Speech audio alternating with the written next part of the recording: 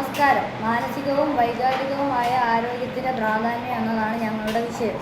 ഒരു വ്യക്തിയുടെ സമഗ്ര ആരോഗ്യത്തിനും ജീവിത നിലവാരം ഉയർത്തുന്നതിനും വളരെ നിർണായകമായ ഒന്നാണ് അയാളുടെ മാനസിക ആരോഗ്യവും വൈകാരികവുമായ സുസ്ഥിരതയും.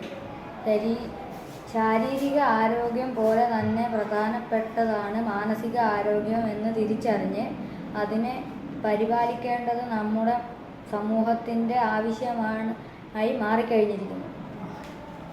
ശാരീരികമായും ഉണ്ടാകുന്ന പ്രശ്നങ്ങൾ നമ്മളുടെ ആരോഗ്യത്തെയും സാമ്പത്തിക സ്ഥിരതയെയും അതുവഴി കുടുംബത്തിൻ്റെ സമാധാനത്തെയും കെട്ടുറപ്പിനെയും ബാധിക്കുന്നു.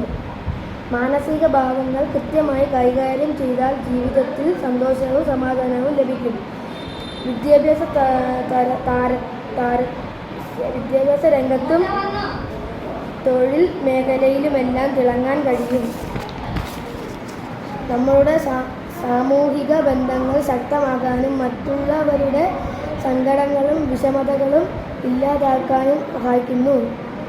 മാനസിക ആരോഗ്യ പ്രശ്നങ്ങൾ കുറയ്ക്കുന്നത് സമൂഹത്തിൻ്റെ ഉൽപാദനക്ഷമത കൂട്ടി പൊതുജന ആരോഗ്യ ചെലവ് കുറച്ച് സാമ്പത്തിക ഭദ്രത കൈവരിക്കാൻ സാധിക്കും.